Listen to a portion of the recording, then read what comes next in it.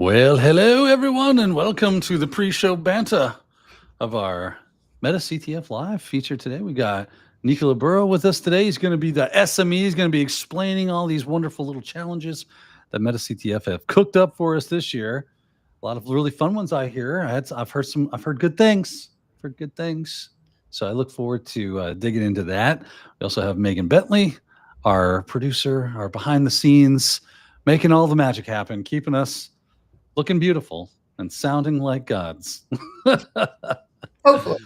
Hopefully, right? Fingers crossed that's how it goes. But this is pre-show banter time, where we get together and we just kind of like get warmed up to talking to you good folks. We start a conversation. We have some conversation between ourselves. If you're in the chat joining us today, welcome, and we're glad to have you. By all means, please engage with us. We will be seeing your chatter throughout this entire event. So if Nicholas sees something interesting, a good question, a good comment, you might actually reach into the old chat and say, so-and-so has said something. We want to bring that in. That's going to be a lot of fun. But before we get too far into the pre-show funness, I want to go ahead and get the gross marketing stuff out of the way. Let's hit that first thing. Megan, what do we got on deck for our first gross marketing thing, which is anti-siphon training workshops? This is actually, you could do worse, right? Like this is a good thing.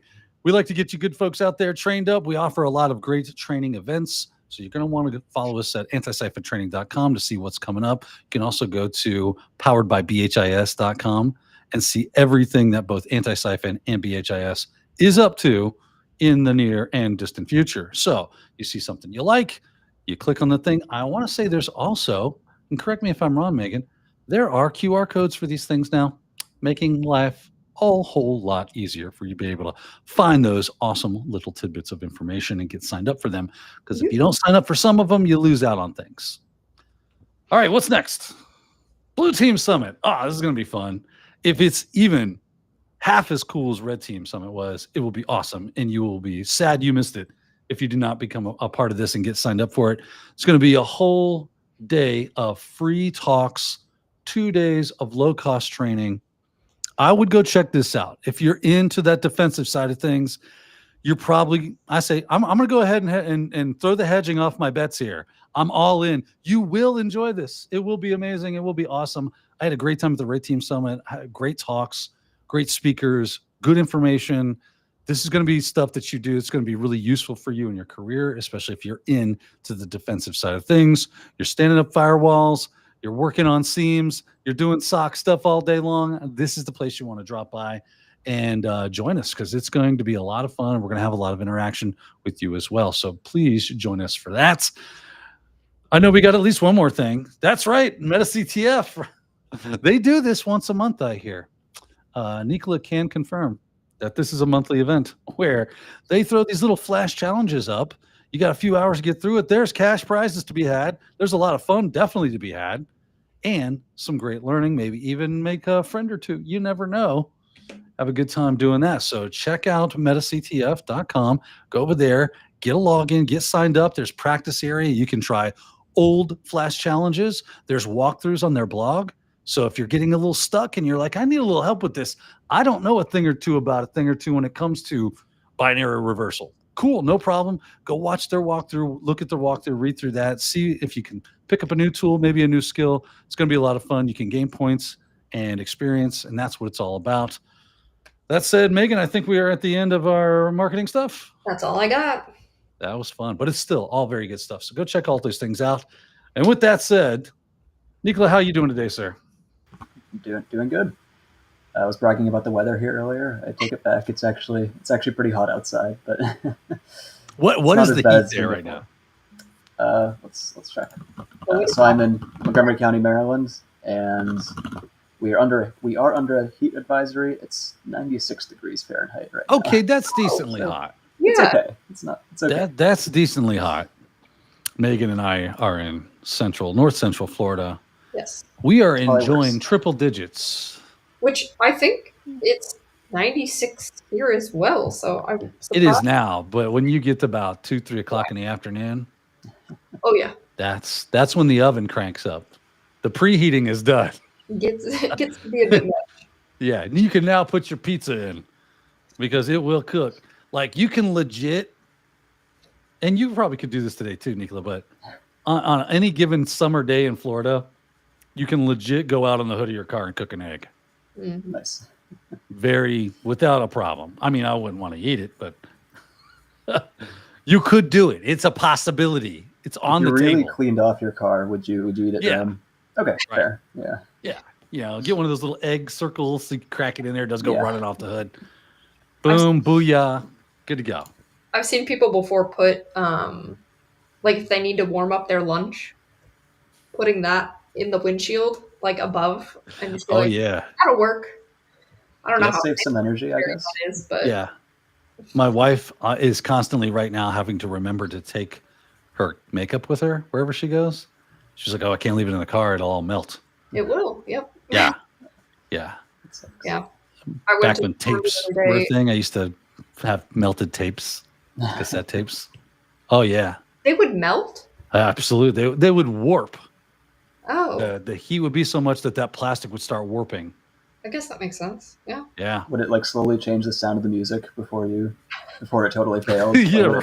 It started to become like devil worship. It's like it's John Denver sings his greatest hits. It's I wish I was a country boy. I'm like, whoa. John Denver had gone over to the dark side. Would it just melt the outer casing, or would it melt like the strip? Oh, okay. Okay. No, the magnetic tape would be fun. It's the plastic case that made up the cassette. Mm-hmm. That junk would get straight up deformed all the time. Then it wouldn't fit, of course. Oh yeah.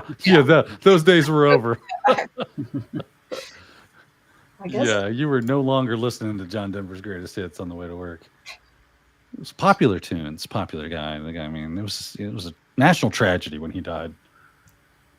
Was there anything before cassettes in cars, it was just radio, right? They didn't put anything else. There was one thing before cassettes that was kind of like the precursor to cassettes, which was 8-track. So 8-tracks were like larger cassettes, or much bigger in size, and they didn't fit all the way into the deck. They kind of stuck out a bit, and you just kind of jammed them in, and then you just gave it a good pull, and they would come out. Okay. And that's how that worked. And then when we had cassettes, the cassettes would feed all the way in, and you had an eject button that would eject the tape. So much smaller medium. They were much easier to carry multiple.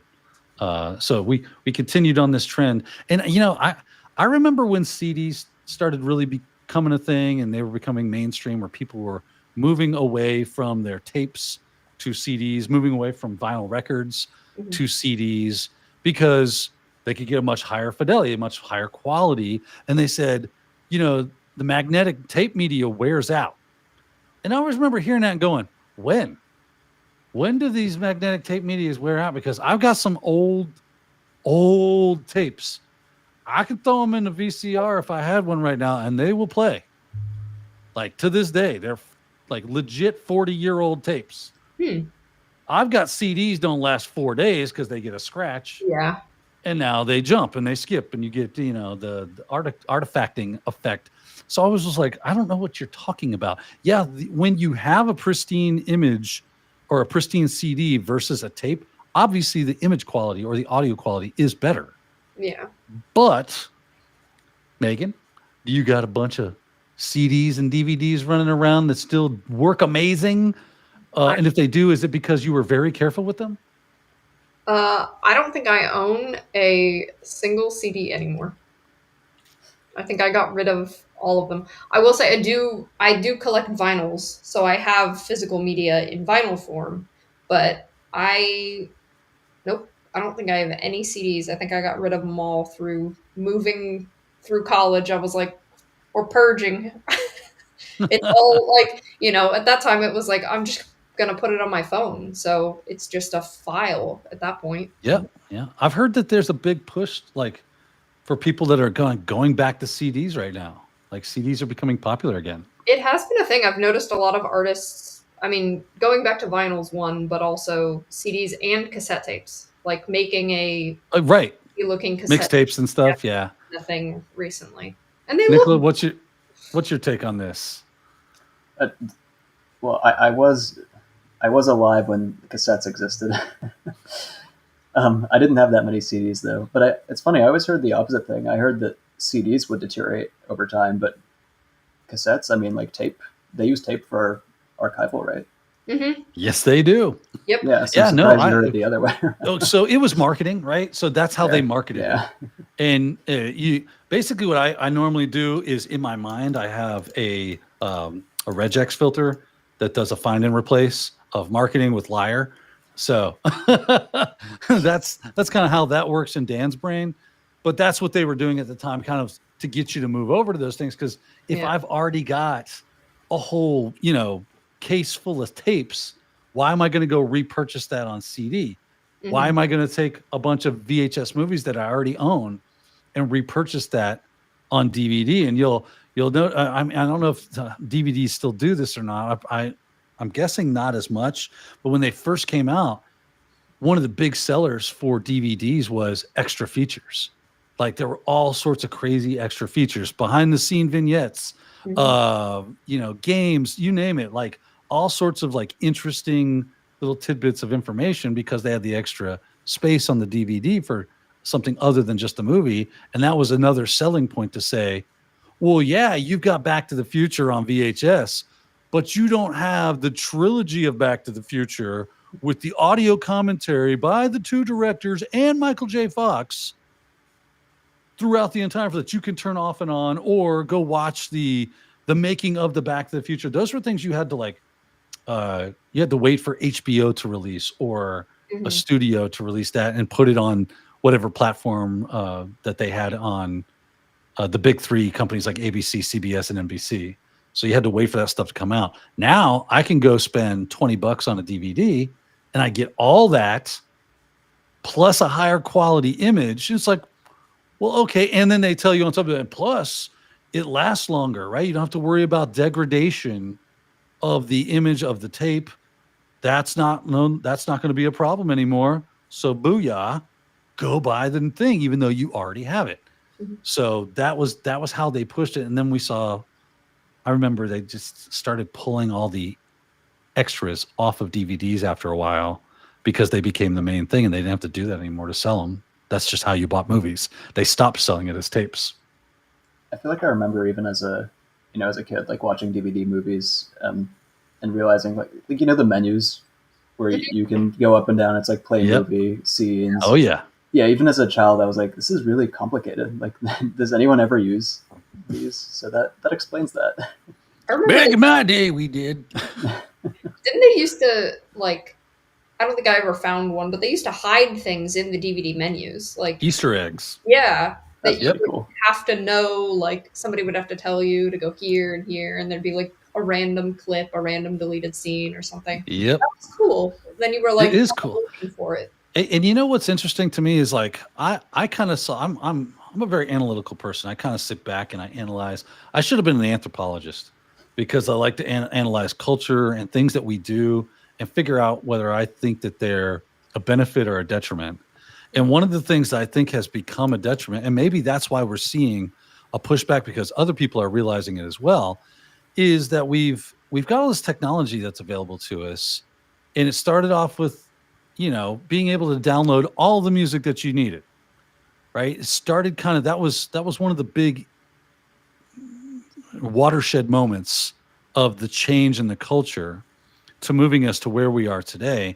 And then it moved to, now you can do it as well with movies. I can do Netflix. I don't have to go to Blockbuster. I don't have to go to, Hollywood Movie or my local mom and pop rental store to get the latest movie or find something interesting and new. I can just go online, look at their library, pick the things I want, and have them mail it to me. And then when I'm done, I'll have late fees. I just mail it back in the mailer that they provide, and I'll get my next movie. And all I got to do is worry about my queue. And it was like, oh, this is so awesome. What we didn't realize was that was starting to create separation from communities. Right? Because that's how you engage with people. I knew the people that worked at my local Blockbuster.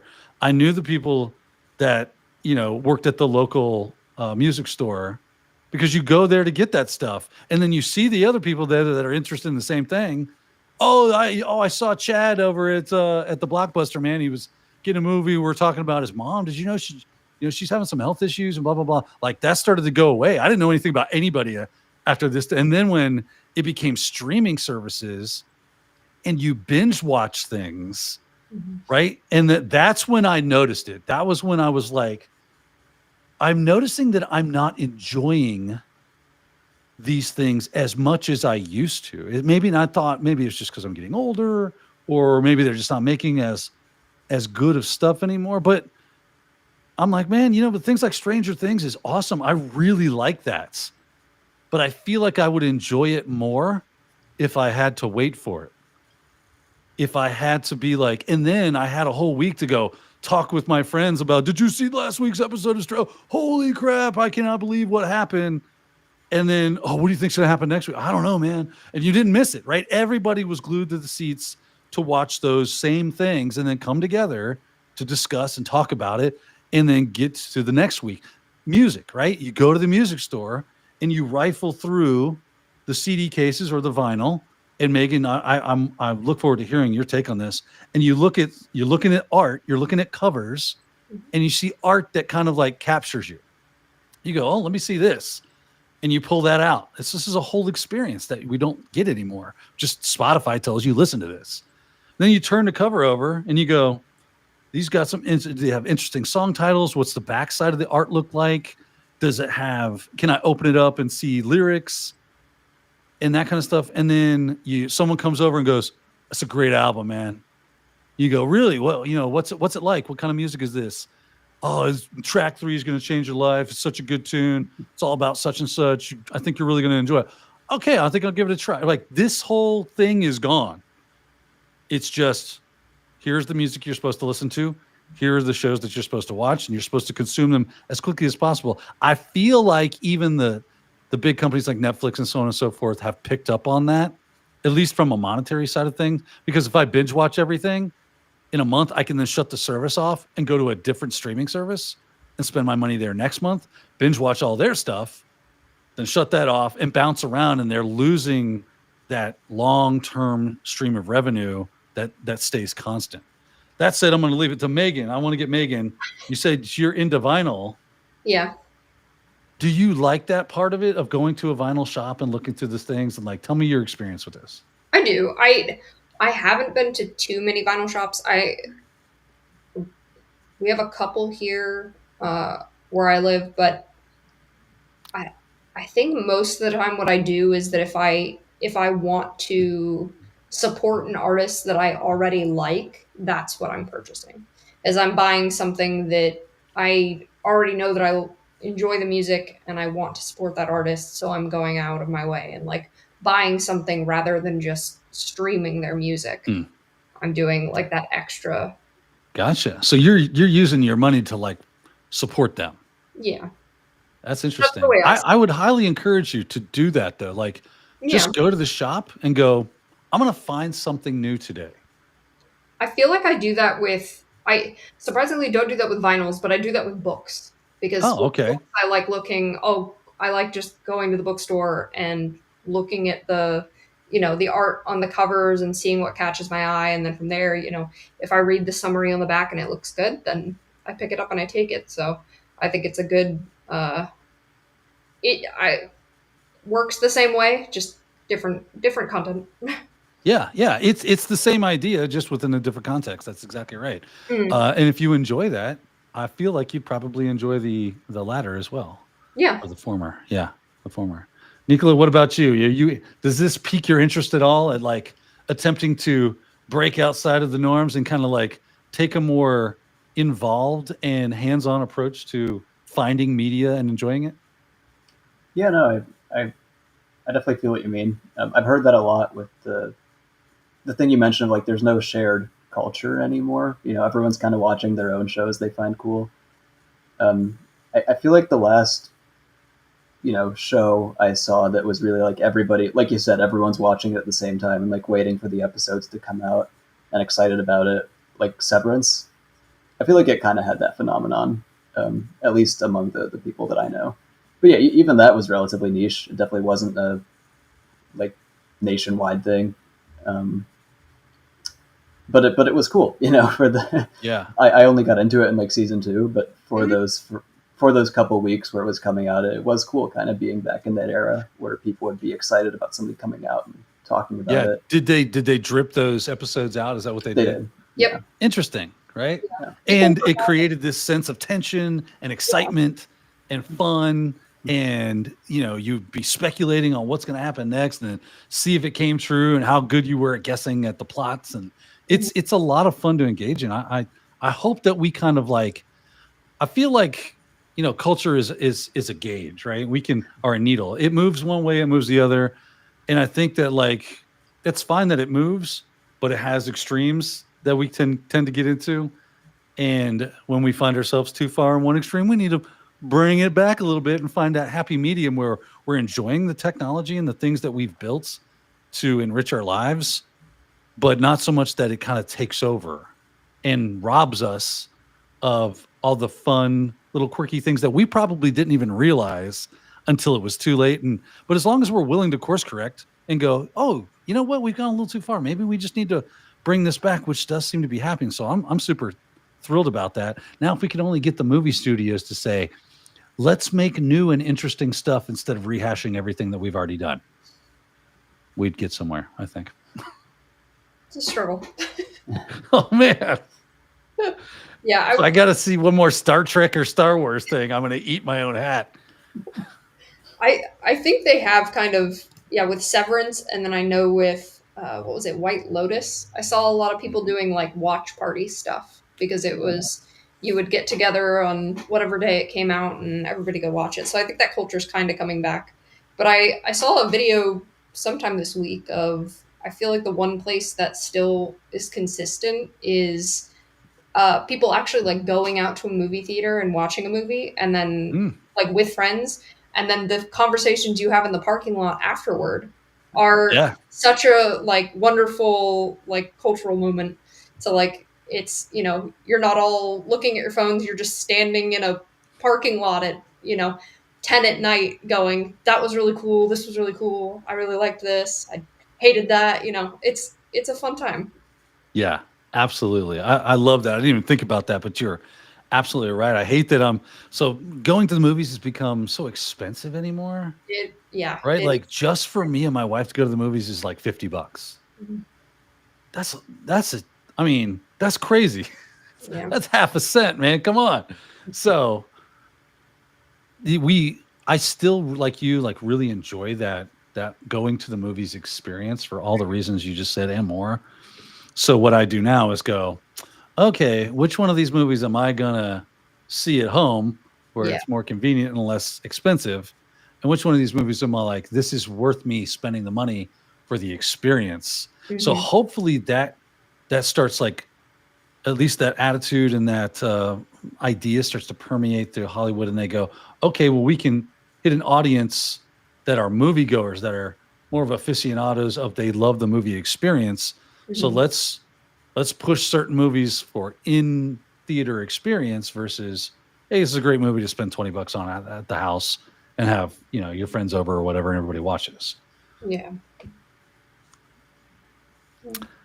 Well, now that we've dissected the cultural phenomenon of ingesting media, and I think we figured it out. I think we've got it on lockdown. If we can just get the ear of someone that can make the changes that should be made, let's be honest. Yeah, we'll get right to that. Yeah. Now, world hunger. What's next? Let's get on that. Now that I'm sufficiently entertained, I can keep people from starving. Anyway, that's got dark. Let's see. What do we got? We got about 6 minutes to go. Yeah, we're getting there. We're getting close. Pre-showing it up. Having a good time. I see. Yeah, we do. Marielle's in there. We got Cheddar in there.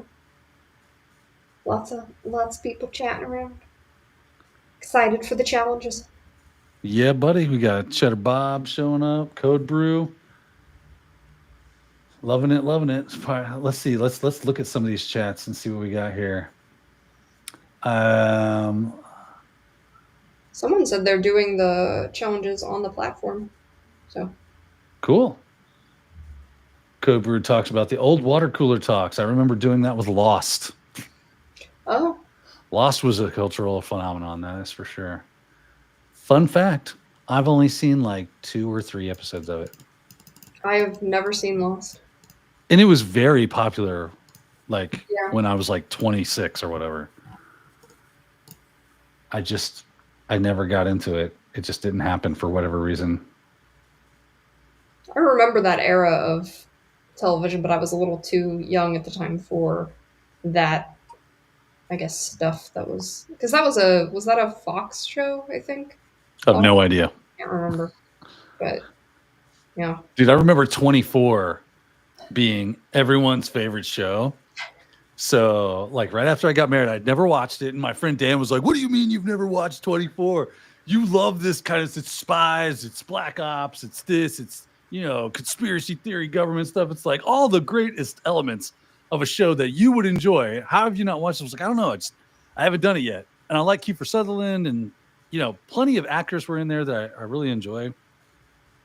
So after I got married, you start to try to find your new groove as a couple that are with each other all the time. And so television was one of the ways we did that. And we were looking for a show to watch together. And 24 came up. And I was like, yeah, well, yeah, everybody talks about 24. She's like, yeah, let's do 24. So we watched season 1 of 24. I'm so at the end of season 1 of 24, I'm like, this might be one of the worst shows I've ever seen. It was so annoying. And we got through like maybe 4 or 5 episodes of season 2 and just abandoned it. Because we're like, well, season 2, it'll get better. And I'm like, yeah, it doesn't seem to be happening. And we just said, no thanks. But yeah, was not a fan. I felt like Jack Bauer, he was supposed to be the super spy, but ultimately, to me, in my estimation, he just was really lucky. Like, he's like Domino from Deadpool 2. His superpower was luck. He couldn't do anything well. He was always getting caught or hurt or whatever. But at the very last second, a piece of concrete would fall and knock the bomb off the wall, and it would roll down the hill and explode enough away from him that he didn't die. And then everybody thought he was dead, so he emerged from the rubble, and then he had to jump on the bad guy. And you're like, well, that wasn't skill. He just got lucky. Just a bit too convenient. Right. Yeah. And I was like, this is just shit writing. I'm sorry. Yeah, I never watched that one, but I had family that watched it. I guess I'd say about the same thing from the little bit I saw of it. It was definitely a bit on like the cartoonish side at times. Yeah. It was just too unbelievable that would happen all the time. Yeah. Right. I see Jenner Bob says J.J. Abrams was vibe coding the Lost plot arc. That is funny. That is hysterical. Thank you for the good laugh. I think I remember Blacklist.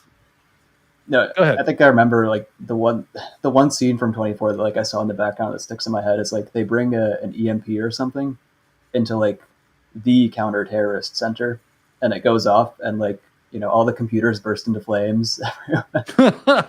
Instead of just turn off. Yeah. And then what else? Oh yeah, and then like for the next 24, I assume hours, like all the emergency services are gone, like, and nothing. The whole city is paralyzed because everything was in the counter-terrorist center. Of course, so. As one does, right? It's where you put all these drama. Yeah. And then I'm not a big fan of stupid characters that do stupid things, and they had that in abundance. Oh. Yeah. And I'm just like, I can't root for them if they're just dumb. Sorry. If their only bit is comic relief, then you're not really fleshing out the character much. Well, not even that. They were just like his daughter, right? His daughter's like, oh, we're going to go out and we're going to party. Okay, kids do that, right? Kids go out and they do that kind of, I can get that level of belief. But then she's like, let's get in the van with this weird guy with no van, and then instead, when I escape, you know what I'm going to do is I'm going to run nowhere near anyone that is actually could help me. I'm going to go down this dark alley. Oh, let me see if I can use these heels to walk over this sewer grate. Oh no, it's not my ankle, and I'm caught again. And I'm like, oh, what? It was tough to watch. That said, things that aren't tough to watch. I believe it's time, Megan. Yep. All right, so let's give it a just a little pause for the audio so that we can trim off the beginning. I'm gonna go backstage, and then you guys can start up. And Nicola, when you're ready, we'll add your screen share. So, have a great show, guys. Thank you. Cool. Do you want me to get started with the walkthrough? I think she's gonna give us like Okay, give us a thing. Yeah. Sounds great.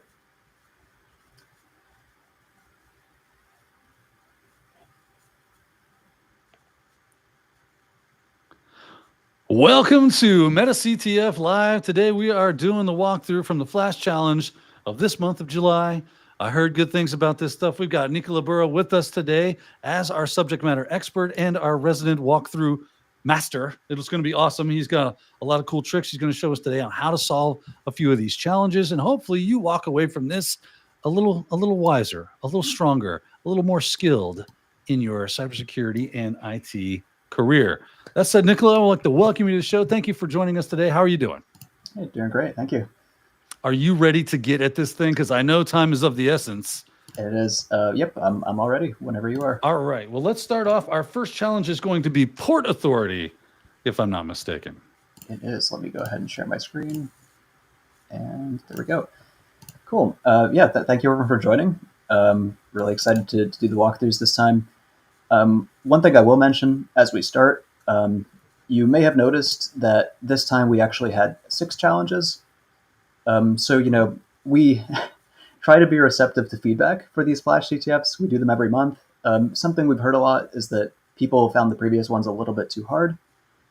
We tried to have like 3 somewhat easy challenges and then 2 difficult ones. But people in general felt they were a little bit too challenging. So this time we tried out having 6 challenges. 4 of these, as you could tell, were relatively easy, with these bottom 2 being, difficult.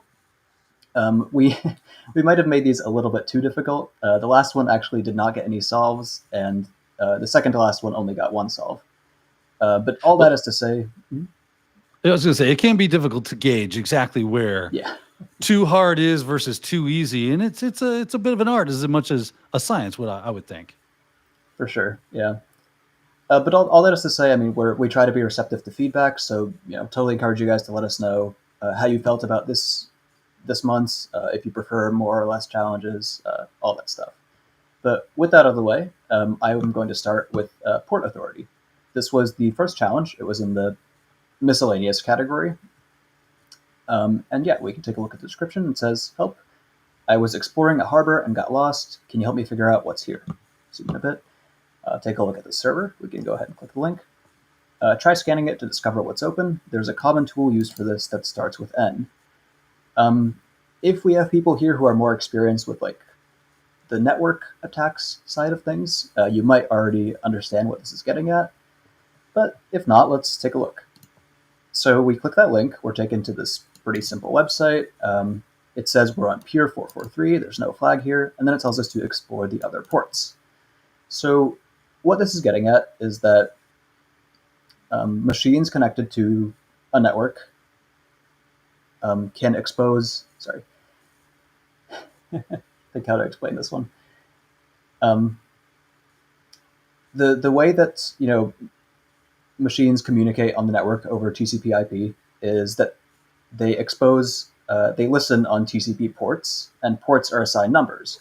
For instance, if you click on this, this is communicating with this machine over the HTTPS protocol, and that protocol conventionally is assigned to port 443. So basically, when we hit this URL, our machine reaches out to the IP address for this box on port 443, and it gets this response. But it's telling us to explore other ports. So how do we figure out? You could Google this, like how many TCP ports are there? There's a whole lot of them.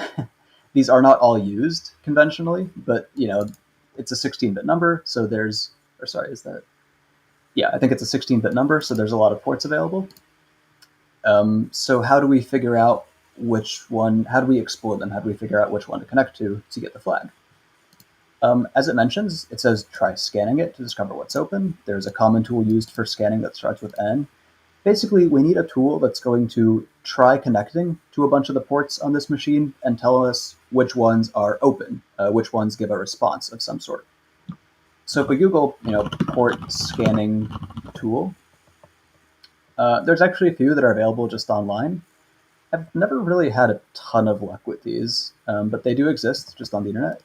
But the really popular one is what's called Nmap. This is a tool that you can download that basically just, as I said, tries connecting to a bunch of ports and tells you which ones are open, which ones are closed.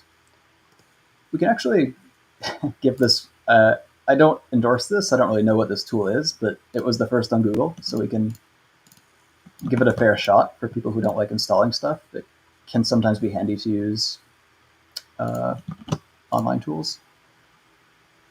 Yeah, it looks like this is basically just a wrapper around Nmap. Let's try it and see what it does, and then I'll demonstrate Nmap.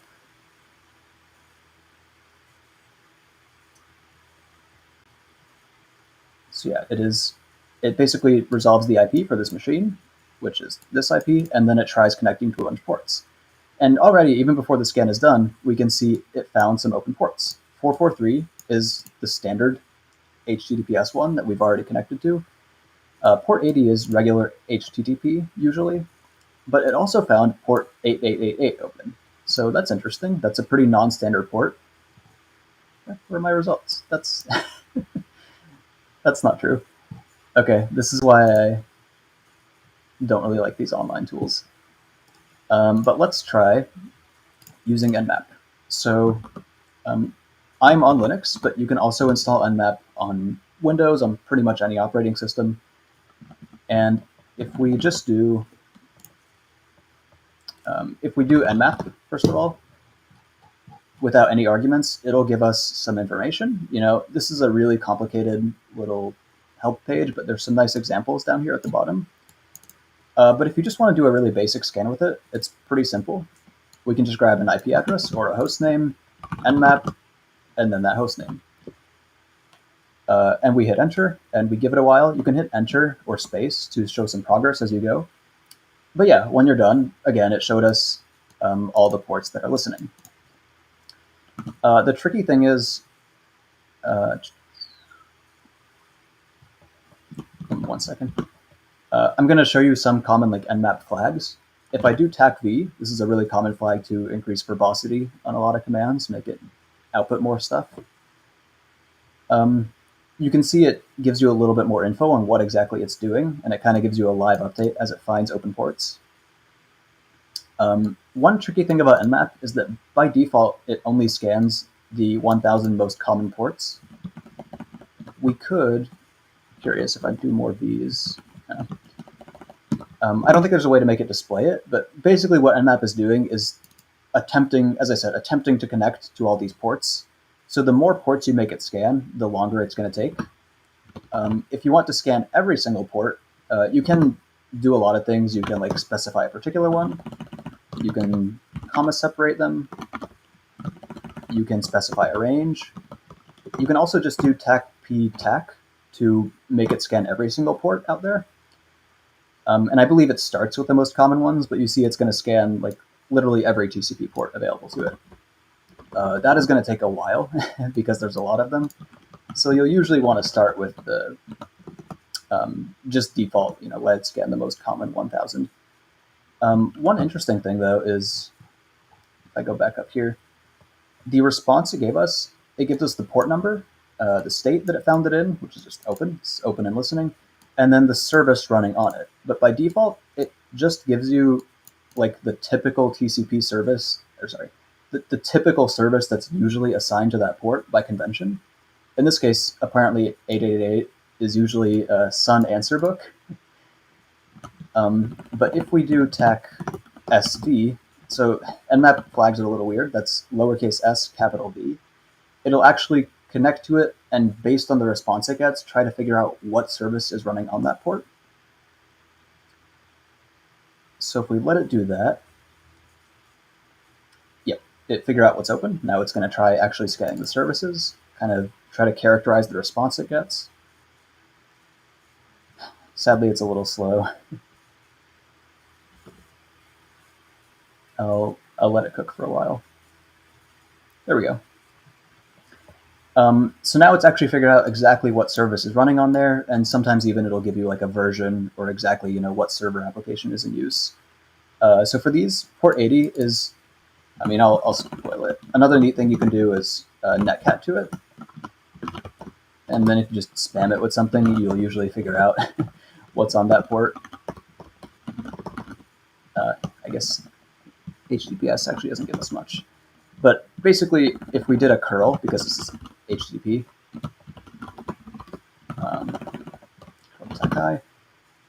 this is just a simple redirect. It's just really common that port 80 redirects to port 443. But then port 8888 looks to be running its own separate HTTPS server. So if we go back to our browser and specify here port, make sure it's not after the slash, before it, immediately after the host name, port 8888, and hit enter. There we go. Now we've connected to port 8888, and there's a different server listing there, and the flag has been revealed. Anyone have any questions about that, or does that make sense to people?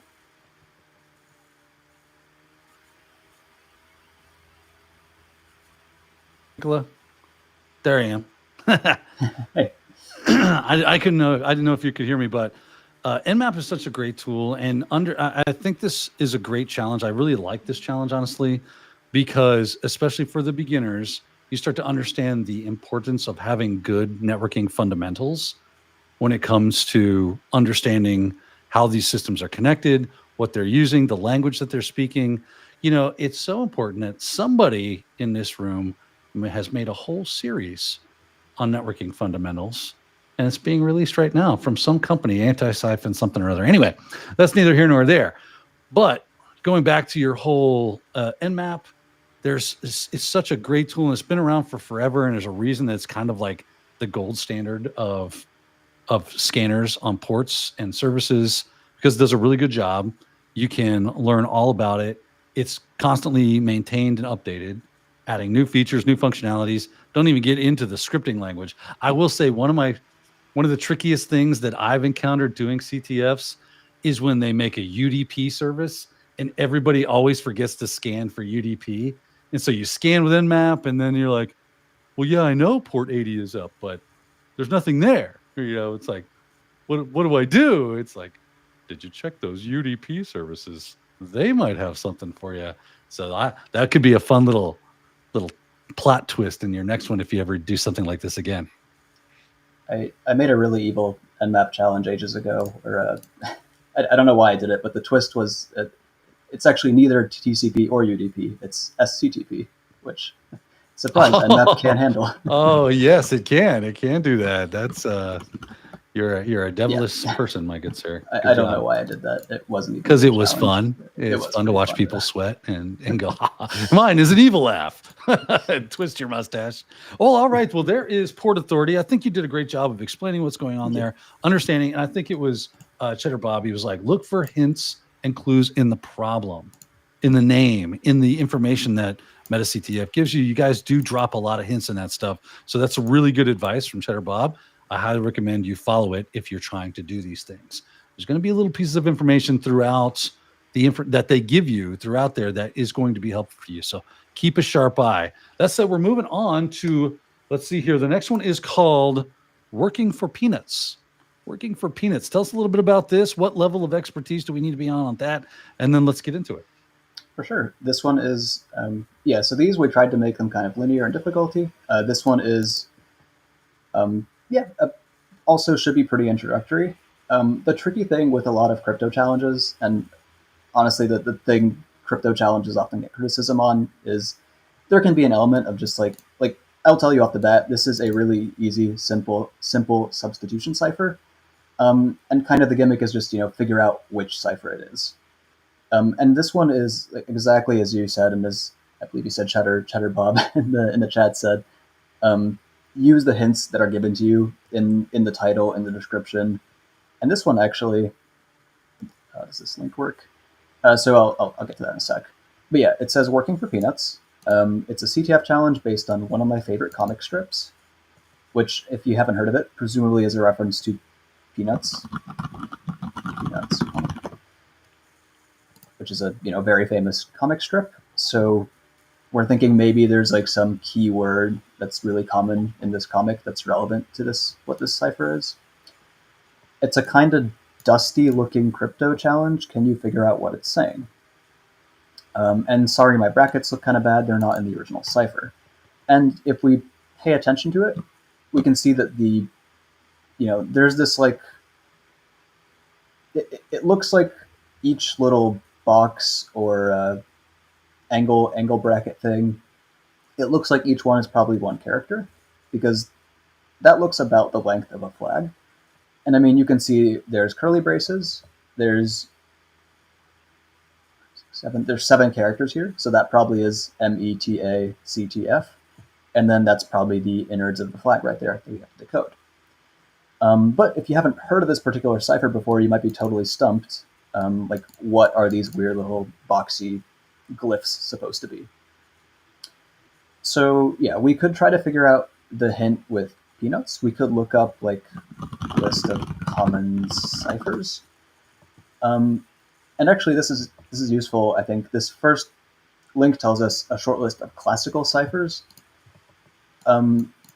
Something you can kind of take a guess at is, because it's not encrypting brackets, this is, and because it's like, literally symbols written down on a on a paper, this is probably like a pretty old cipher. This probably isn't like, AES 250. I'm naming random ciphers, but and any like AES modern 1.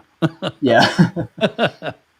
This probably isn't like a modern day cipher designed for use with like, anything after World War II, I want to say. So you're saying that the government is going to implement this almost immediately because it's that good. Of course. No, but Caesar ciphers, right? I mean, I think those substitutionary ciphers of Caesar ciphers, the idea of I'm taking one character and replacing it with another, and I just got to figure out what that character combination is, and then I should be good to go. And there are standards out there that have long been used, and anybody can create one of these. Actually, I had one when I was a kid. All my friends, we came up with this whole substitutionary cipher. We could write notes to each other, and we were super secure, right? Yeah, our parents could figure it out in a hot second. And hopefully that's exactly what's going on here. Now, you've mentioned instances of things like Peanuts and comic strip. I'm assuming that means there is some sort of connection between the Peanuts gang and this specific cipher. I personally found that connection a little bit hard to glean, just from I'm not a Peanuts reader. I mean, I've heard of it, obviously. One thing they note is it's a kind of dusty looking crypto challenge. That might just mean that it's an old cipher. But also, if we Control F for dusty, interesting. The only mention of dust in the Peanuts page is this character named Pigpen, which some of you might already know where this is going. But also, because this is like a visual cipher, for these sort of challenges, something I find useful is just common ciphers, is just popping open like Google Images and scrolling and seeing if something catches our eye. Interesting. Hey, that looks sure familiar. Looks a little familiar. It doesn't immediately give us, what it is, but if we try to find that image again, Pigpen cipher. And a bunch of you in the chat are probably like yelling at me, because arguably the easiest solve for this is the fact that we named the file pigpen.png. So if you were to download this file, you would probably immediately notice that. And that was intentional. We didn't do that by accident. But basically all that is to say, there's a ton of hints to kind of get you towards what this cipher must be. Noah Murphy says he did a Google reverse image search for this one to find that's what pretty cipher smart, actually. I was like, a good idea. That's thinking. Yeah, because there's not much in this image other than the symbols. So if the reverse image search, keys on these symbols, it'll probably pretty quickly give you something like this that matches it. That you can figure out what it is. But now that we've figured out what it is, we can Google Pigpen cipher. Something I'll note is because you know the flag format, well, you have to assume that this cipher isn't like transposing characters between places. It's probably a simple substitution cipher, given that the brackets are in the same place and that there's the expected number of characters here. But if it is a simple substitution cipher, you can probably assume these first characters are, META because that's our flag format. And you could use that, like, let's see if anything else matches. You could start going through, like, this is probably a C, which means the flag starts with C. Like, these characters are probably Cs. But I don't think that is going to be useful on its own. Thankfully, this Pigpen cipher, if we quickly, read through the Wikipedia page on it, there's not like you can customize this key, but we can quickly. This is kind of like the default key used for Pigpen cipher. It's a little weird that they that they do the diagram like this, but let me real quick try and explain it. Something I find is useful is just drag it into some sort of application comparable to like MS Paint. And I personally bumped up the contrast a bunch, make it a little easier to look at. And then we can scale it up a bit. And then we can kind of just bring it out and start decoding. So let me see if I can kind of split my screen in two or something. That left and right. Yeah, that's good enough. We'll scroll sideways. There we go. So yeah, this diagram is a little confusing, but basically, if it's a box with a dot in it, you want to look at this one right here, find sort of the relevant part, I guess, not quadrant. I don't know what you call a 1/9 of a box, but find the relevant 1/9 of the box. You can see it's kind of got that shape, and it's got a dot in it, so that is the M. That's a little bit too big. There we go. So we know that is an M. Sorry guys, I'm awful at MS Paint. This one is just a square, no dot, so we know that's an E. This one is an angle bracket off to the left, so that's a T. Please. Oh my god. I should have picked a better paint map. Apologies. We could go through, and I'm not going to write them down. We can just decode this first part. That's an A. That's a C. Angle bracket, another T. And then presumably that's an F. Yeah. MetaCTF. And my apologies, these characters are not lining up great, but there we go. So yeah, that's our standard flag format. Right here we have a curly brace, which I might as well note down. And now we've got some more to decode. So this, yeah, not really much point other than just going through it by hand. So this is a C. I'm going to try and sort this out. That one has a dot in it. It's off to the right, so it looks like it's an O. I'm probably going to mess up one of these, but we'll just look through it after and see what I mess up. That's an I. That's a C. Comic. So we were given the hint about peanuts, so we already know we're probably on the right track with that keyword there. That's an A. It's L, L. It's an angle bracket with a dot, Y.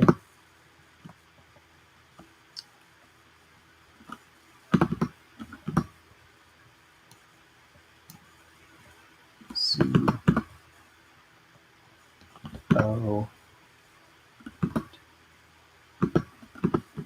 Apologies, I know these characters are not lining up, but you'll get the gist. It's actually not too bad. Yeah. So if I maximize that again, looks like we have a normal English word. So the flag is MetaCTF, comically decoded. Yeah. Very cool. As with most of these easy crypto ones, a big part of it is just, figure out what the cipher is. So sadly, that one almost becomes more open source intelligence than like proper crypto, but it's still a cipher. It's still fun to play with, and you kind of figure out the vulnerabilities of simple substitution ciphers that use basically a hard-coded key. You don't want to have that. Yeah, and within the context of a beginner challenge, I think this is a really good one because if you're not familiar with a lot of cryptography, I can't throw you in the deep end of the pool and start talking about rail fence, this, that, and the other, and all that stuff. You're going to need to have something at your level so that you can understand that. Okay, this is terms like substitutionary cipher, Caesar cipher, rotational cipher. You start to get those ideas, and then you can build upon that as you start to get better at these things, and you'll become more familiar. A lot of people probably saw this. I think, Nicola, you even mentioned that there's probably a bunch of people in the chat going, "Oh, I already know what this is. I can already see what to do here." And you go, "That's because you've seen it before." But for those that haven't seen it before, this is just some weird characters. Yeah. And now what do I do with that? And so I like these types of challenges, especially for the beginners, so that they can get their feet wet, they're probably going to be successful with it. And that success is going to bring excitement and make you want to continue and go farther, learn more. And so you just keep going for just beyond your grasp, and you're going to find yourself learning really, really quickly. So great challenge. I like this one. One final thing I'll mention, and if anyone has any questions, feel free to drop them in the chat. With really classic common ciphers like these, you can really often just Google, blank cipher decode, click your first option, and if you for some reason don't like typing it out, we could have just used. Personally, I find this harder because now I have to I can't just use the decoder key. I have to actually find the key. But yeah, we could just do something that's like cool. this. Yeah. Cool. With that out of the way, this guy. Are we ready for the next challenge? I think we are. I think we're ready to go. You did a phenomenal job of showing us what this challenge is and how you can figure it out, and especially the whole idea of look for the hints. They're giving you hints. Utilize those. Be very analytical with what the information is that they are giving you, and very well may find some good clues to lead you down the right path to be able to solve these challenges. That said, let's move on to the next one, which is called Magical Meta. Magical Meta. This is above us all. Are we hacking into meta? Is that what this is? Hopefully not us. Yeah. But yeah, this one is called Magical Meta. It is in the forensics category. It's actually one of 2 forensics challenges in this CTF.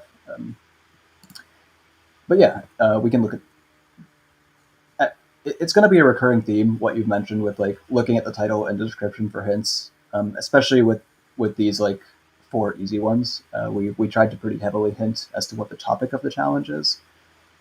For this one, the title is Magical Meta, which I'll give away. I think that was meant to be a hint as to metadata. And magical, actually, yeah, sure, metadata. And magical because magic bytes. So yeah, the description tells us the wizards are one-upping each other. They're talking to each other about magic bytes. And the fact that it's capitalized and written in quotes means that's probably a pretty important term for this challenge. They cast a spell on this image, and now I can't view it. Can you cure this curse to recover the original image? So we're told this image has been corrupted in some way, and we need to repair it. If we click it, our browser refuses to open it. It'll automatically download. I personally like to go grab it. Do I already have it here? And just wget it. So I have it in whatever folder I want. So I think it will actually work. I can try using my Paint app again on it. And it'll tell me, sorry, my screen's a little small, but could not open Magical Meta, unsupported image format, the file may be corrupt. So about what we expected.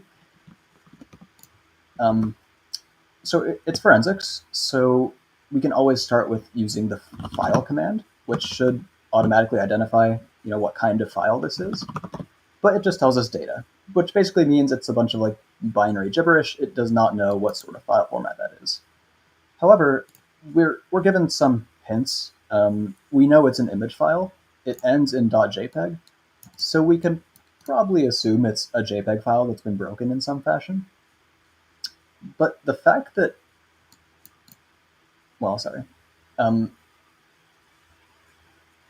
it probably hasn't, trying to figure out how to phrase this. The fact that the file command can't identify it. The file command operates on what's called magic bytes, which is hinted right here. And that's another term we can probably just Google. And the first result is list of file signatures. And Wikipedia's summary is pretty good. A file signature is data used to identify or verify the content of a file. They're known as magic numbers or magic bytes and are usually appended at the beginning of the file. So what this means, files such as PDF documents, zip files, executables, and images, or movies or anything, they're usually not text files. So something like, I have a great example there. If I just have a text file sitting on the disk, I can just output it, and you see it's basically just made of ASCII characters. But something like pigpen.png, if I try to cat it, it looks like gibberish. It doesn't properly render as text characters because it is a binary file. It's made up of bytes that represent a PNG image, not bytes that represent ASCII text. I can use, this is a bit useless usually. Sometimes you can glean things from, from just dumping it out, but usually you'll want to use something like a hex viewer or a hex dump tool. I like XXD. I believe there's also OD. I think there's also hex dump, a bunch of common Linux tools. So we can do XXD on Pigpen, for example. Maybe cat that into head. We can see that because this is a PNG file, these are the actual hexadecimal bytes that the file is made of. Because it's a PNG, it always starts with this particular sequence of bytes, which corresponds to an ASCII. Well, that's not a valid character, but then these characters correspond to PNG in uppercase ASCII text. If we do that on our magical meta file, we can see at the top, the first 4 characters in this file are meta, M-E-T-A, the ASCII characters for meta, which doesn't make much sense, but that's interesting. And we also see that it has this JPIF in there. If we take, as the description suggested, if we take any other JPEG image, random JPEG, and cat that, sorry for that head, we can see that this does not start with meta, but it does have that JPIF right there. So what's going on? This page is useful but a little confusing. This page is basically going to list that the expected bytes that sort of every file type, if it follows a given standard, is supposed to start with some sequence of bytes.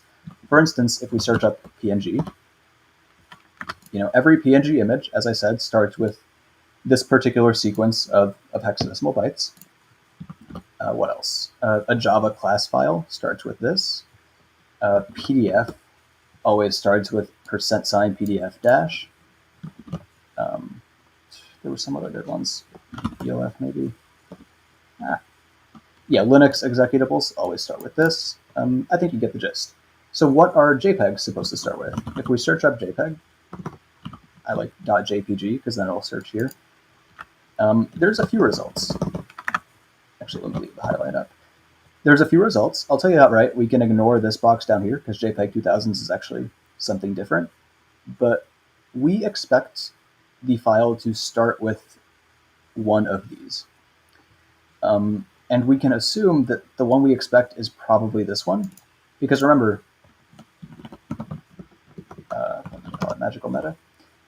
We notice that it still has that JPIF right there.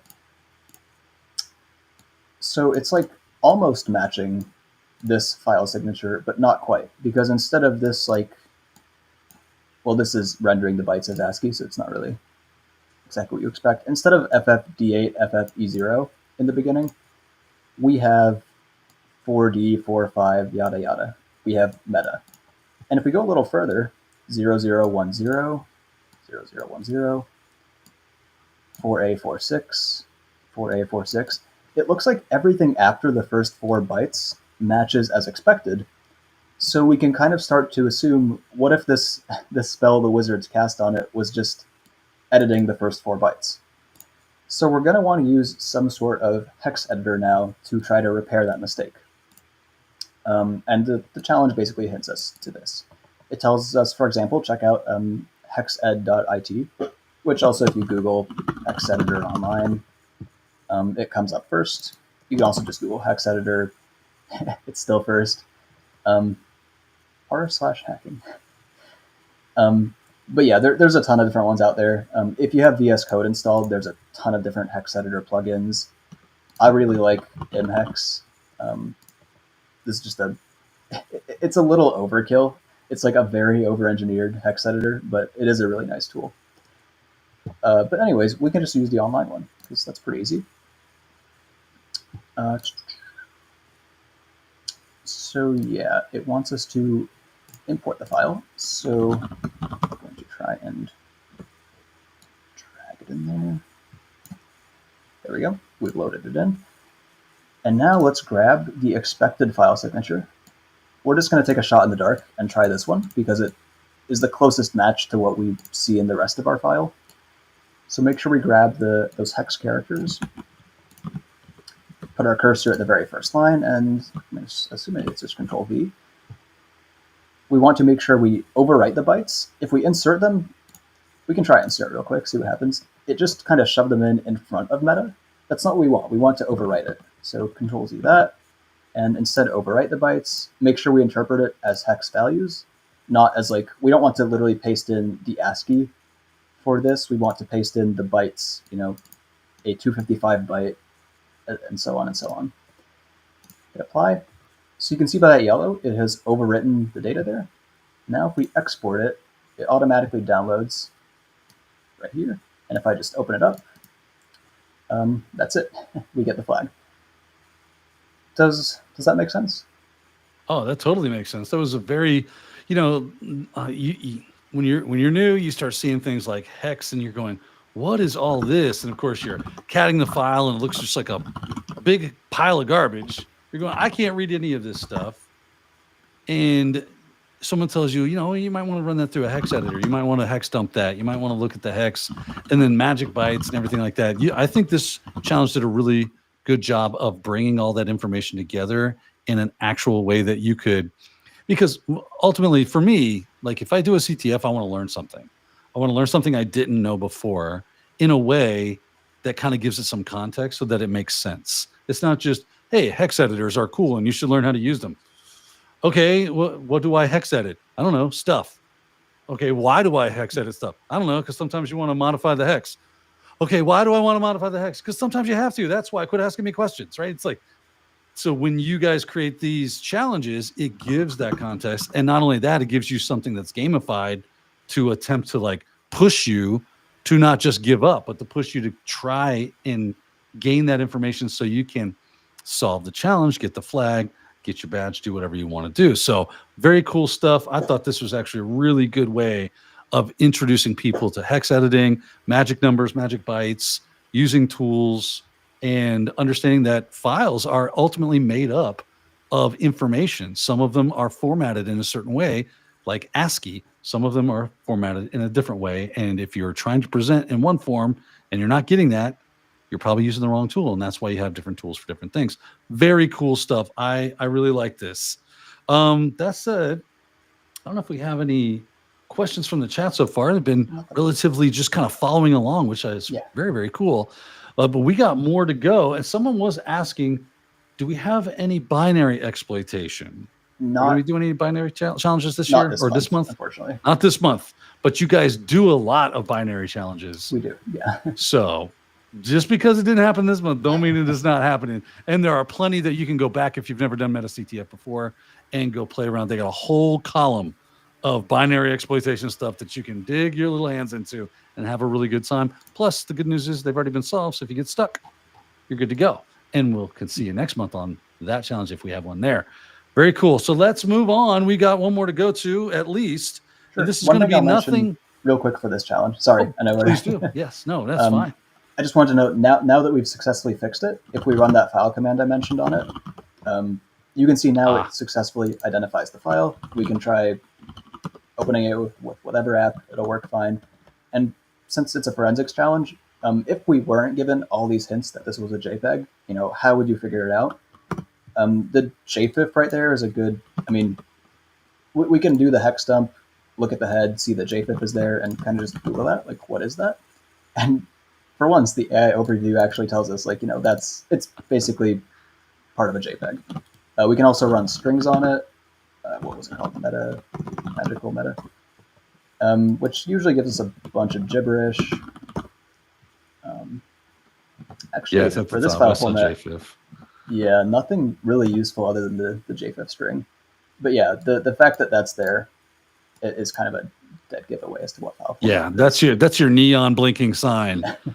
Going, look at me, look at me. What's a fun fact is if you're doing a bunch of CTF stuff, and you're trying to get through, I've done a bunch of different types of CTFs, and a lot of them have to do with exploitation, web exploitation, network exploitation, that kind of thing.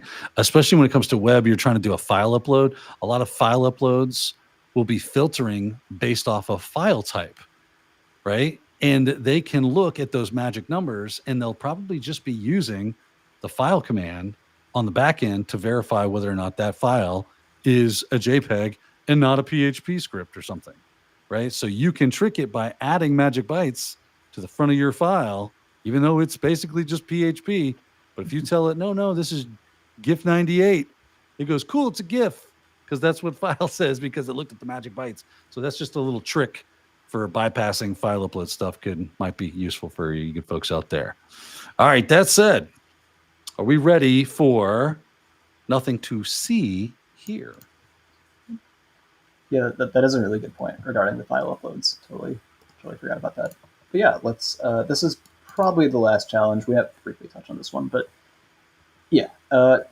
So again, keeping with the theme, the challenge is called "Nothing to See Here," and you may notice that "not" is capitalized, and also it says "C." I don't actually know why why the C is capitalized. I think it's just that the binary was written in C. But the fact that "not" is capitalized is a very intentional hint. Yeah, we're not given much of a description. Just move along, nothing to see here, no flags in sight, and here's your binary.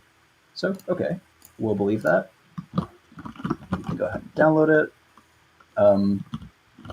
I like starting by running file for some reason. And we can see, as promised, it is an ELF. It is a Linux executable. Yeah, all this is pretty standard. It's stripped. We won't have like a ton of like debug info or function names to work with, but yeah, we can. So a disclaimer, if you're playing a CTF, it's usually a good idea if they give you random binaries, probably run them in like a VM or a container or something, but surely you can trust us, right? So what's the worst that could happen? Yeah. Enjoy your malware.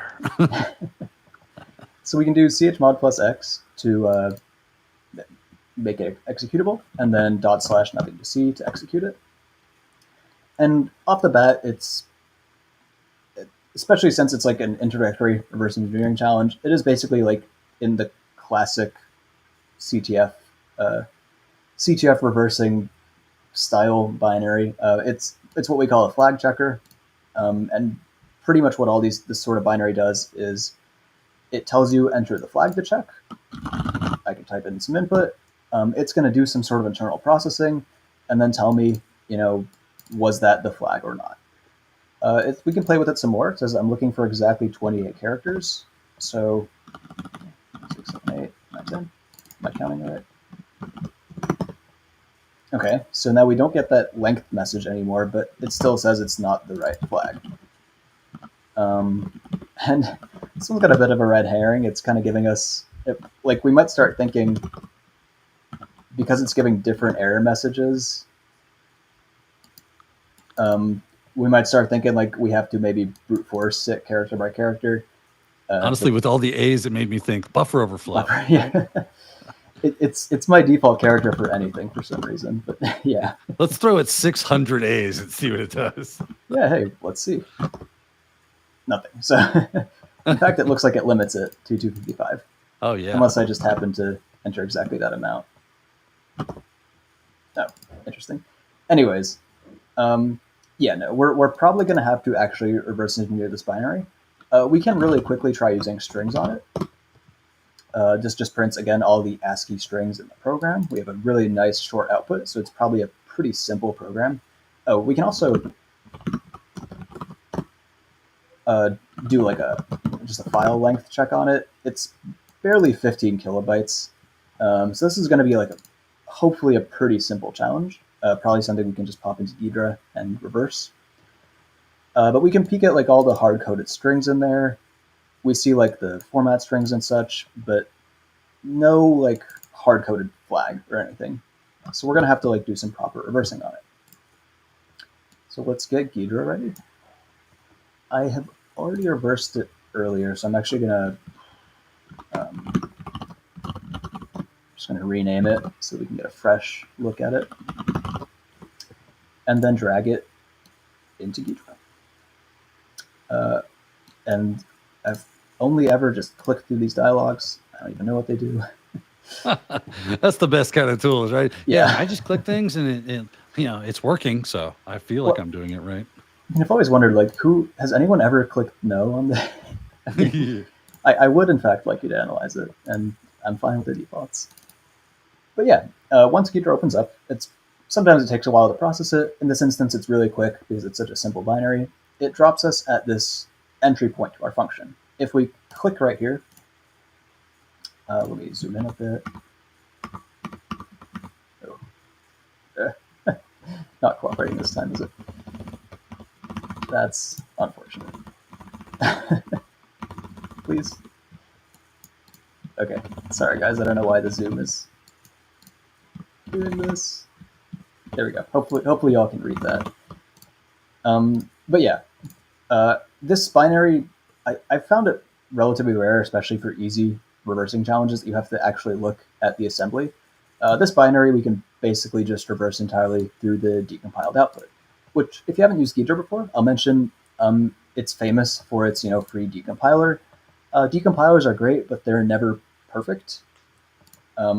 There's you're not going to get like great, perfect, readable C code out of a decompiler. It's going to look a little weird and messy, but it's still nicer to read C than assembly, in my opinion. So yeah, this is still, you're going to find it nicer to work with a decompiler generally. The confusing thing is, instead of being dropped into the traditional main function, you get dropped into like the ELF entry point. So basically just find libc start main. The first argument, we can hit L to rename it. It's going to be main. I don't know why I keep popping that up. So now we can double click on the first argument, and that takes us to our main function. So, okay, we can take a quick peek over it. It looks like every function call in here is like a C library function of some sort, printf, puts, rand, etc. There's no like subroutines or like function calls within this program, so that's good. It's probably going to be pretty straightforward. As is typical with the decompiler, there's a ton of like, it doesn't have naming info on variables, so it just assigns basically locations in memory as the names of all these random variables. It looks like this is just the stack canary. This, I don't know what this is. This is some weird hard-coded constants that are just sitting there on the stack in these variables. Strange. And then it basically prints out the intro text. And then it gets input from us. It says enter the flag to check, and then it does fgets, which gets input from the user from standard input. Set this to decimal. It gets a maximum of 256 characters from us, and then which we saw it hated when you tried to throw more than that. Exactly. And then it does some various checks. So when reversing, I find like the easiest thing, but also kind of the easiest thing to forget, is just liberally rename these variable names. So like the first argument of fgets is basically where it puts the input that it receives. So I'm going to highlight this, hit L to rename it to user's input. This is, say, fgets return. So immediately things start making a little bit more sense. It's really easy for me to like forget this is a thing, think, oh, I can just look through this and just read it. But pretty quickly you start to get lost in just trying to like hold all these random variable names in your head. So just even if you think it's trivial, I personally find it helpful to just go through and rename things. So our first case here is if fgets returns 0, that I think that's just the error indicator, and we can hit semicolon to add a comment. So that means error occurred. If that did not happen, stir CSPN. I can't ever remember exactly what this function does, but I think it's basically just going to chop off everything except everything before the new line character, and also it's going to extract everything that's before the new line character, so before we hit enter, and it's also going to remove that new line character. So it's kind of like a strip equivalent, I guess. Like if our input is this with a new line on the end, and I don't know, maybe another new line or something, it's going to just give us this in our string variable. So about that, but it's going to null terminate that. It's going to determine the length of it. Oh, this is really annoying because it's reusing variables. So this variable's meaning actually changes, but that's fine because it's only actually really used here. And I personally find it helpful to right-click these and change them to decimal. So if I'll just change this to strline. Ugh, that's not helpful. Anyways, if the length of our input was 28 characters, as we saw, we're going to proceed. Otherwise, we're going to get this error message. And also, we can see down here, if we go to this label, or the program control drops through to this label, it's going to basically output an error message. You know, you lost, you failed. So we're going to call that one failure. We do not want to end up at that label. What we do want to end up is right here. Outputs congratulations, and it tells you the flag is, you know, the thing you inputted. That's great. This is the win. So we want to get here. But there's still some more stuff in the way. We have to basically clear all these conditions. The first one is that our length is 28 characters long. And then we have to basically get through this do while loop without triggering the goto failure. So if this if statement is true, is triggered, then we're going to drop through to that failure case. But this if statement is a little bit confusing. First off, let's figure out what exactly like the condition is. So pdvar5, it looks like that's just a copy of user's input 2. Let's call it that. Local FC, it doesn't look like that's actually mentioned anywhere, but if we double click it, or I do not know my keybinds, sorry guys. I'm just going to go to it with that.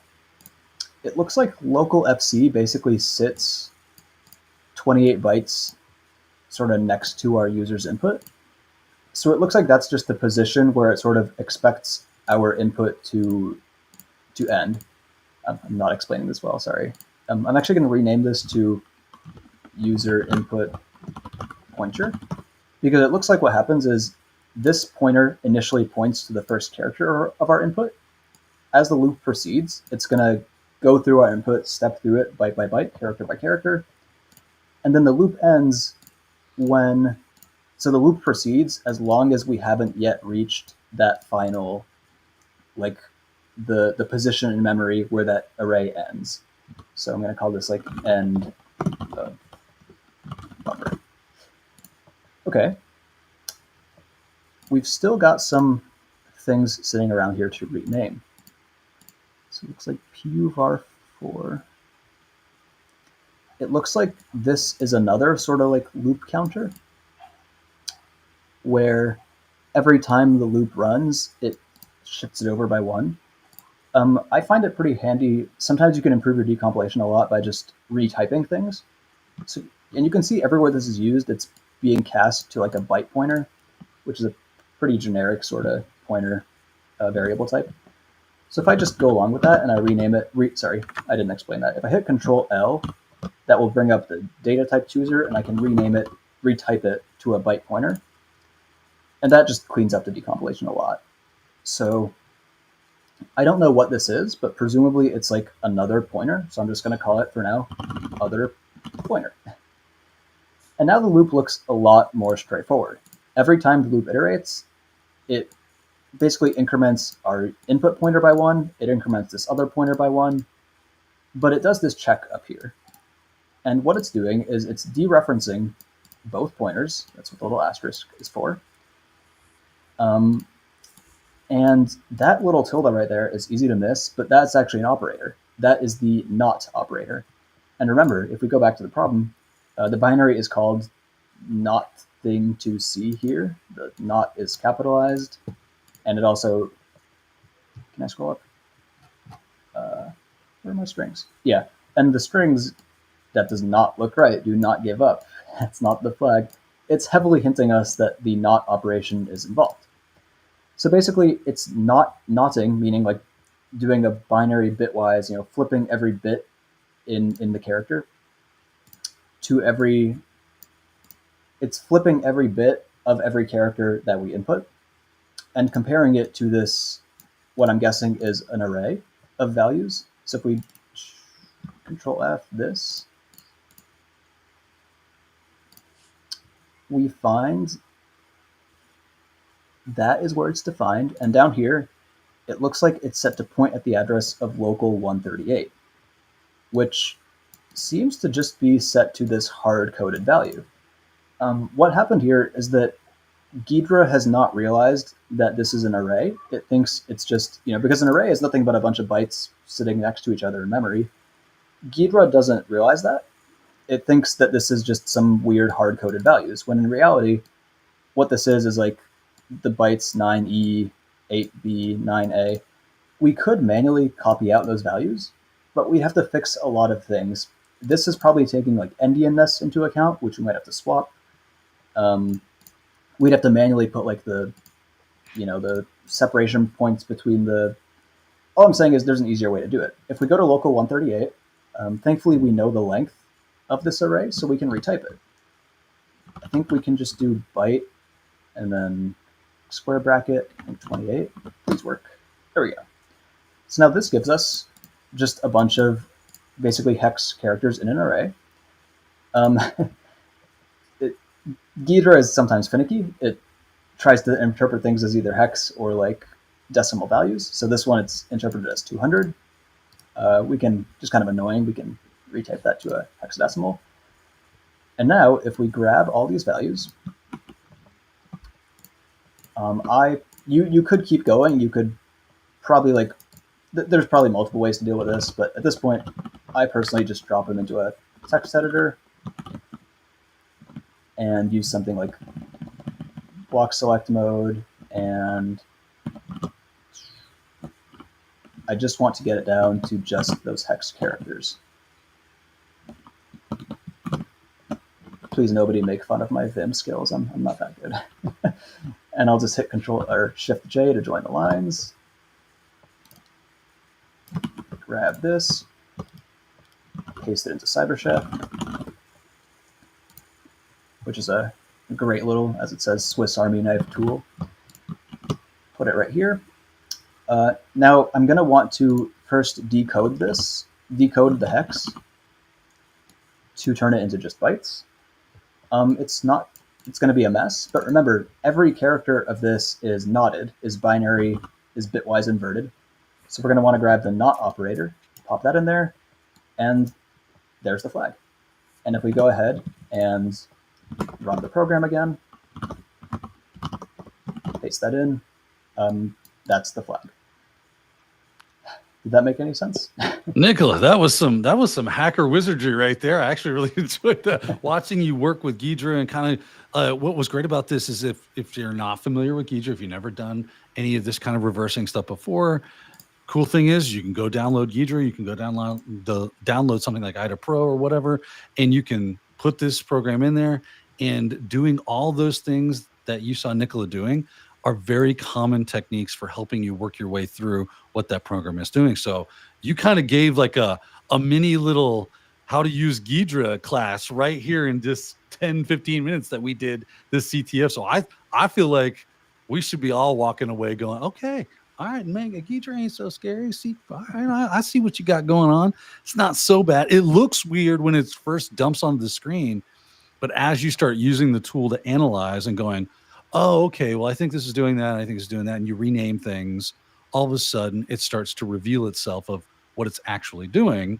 and it makes much more logical sense. And then you use that logic to grab the information you needed, put it into cool tools like CyberChef, using even Vim, right? And yes, your Vim skills were totally fine. Trust me. Me and Vim, we broke up many years ago. I said, nope, that's just I'm done with you. So you got me beat by a country mile, good sir, on Vim skills. But I thought that was super cool, and hopefully everybody did as well. I think everybody's going to look forward to next month's Flash CTF challenge. Based on this, I think you did a phenomenal job of walking us through these 4 separate pieces of that Flash challenge for this month. Scan your QR code if you want to get signed up for next month's. Should be on your screen. That's going to be a great time had by all. Now, we got one last thing to get to before we let everybody go. We have to announce the winners. We were going to do it at the beginning, but we got so jazzed up about looking at these challenges, we totally forgot. But the good news is we can do it right now. So our winners for last month's, or this month's, I guess I should say, this month's CTF was number 1, Mr. Alpha Q, number 2, ETH007, 3 is Landon, and 4 is BGrad. So congratulations to all of you. You are gods among men and women, because these challenges can get really difficult, and to get any kind of headway into them shows that you have lots of really good skills. So good for you for sticking it out, figuring those challenges out. That just shows that you are definitely the wizards of today, and we thank you for hanging out with us. That said, looks like we're at the end. Do we want to take just a few minutes and maybe open it up for questions? Maybe if you've got the time, maybe 5-10 minutes, if people are inclined. And a special shout out to actually the first place winner, Mr. Alpha Q. Actually, the only person to solve the what is that, the 5th place like web exploitation challenge. Everybody for the next like 129 places below that was tied, and the placements were determined by who got to that point level first. So, but yeah, seriously, nice job to the first place team for solving that one. Yeah. Code Bruce says, I once used Vim. I'm still using it because I couldn't figure out how to exit. That's a little tech humor for you guys out there. Well, Nicola, this was phenomenal. I think, again, like I said, I think you did a really good job. But it looks like if we're all ready to depart in our separate ways and do our own thing, we'll let you do that. Nicola, again, thank you for joining us. Look forward to maybe even seeing you again next month. You know if you're going to be a part of this next month at all? I think we'll see.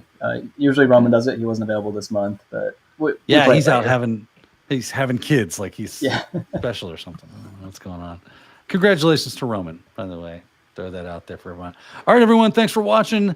And until next time, have a great day, and we'll see you in the next CTF.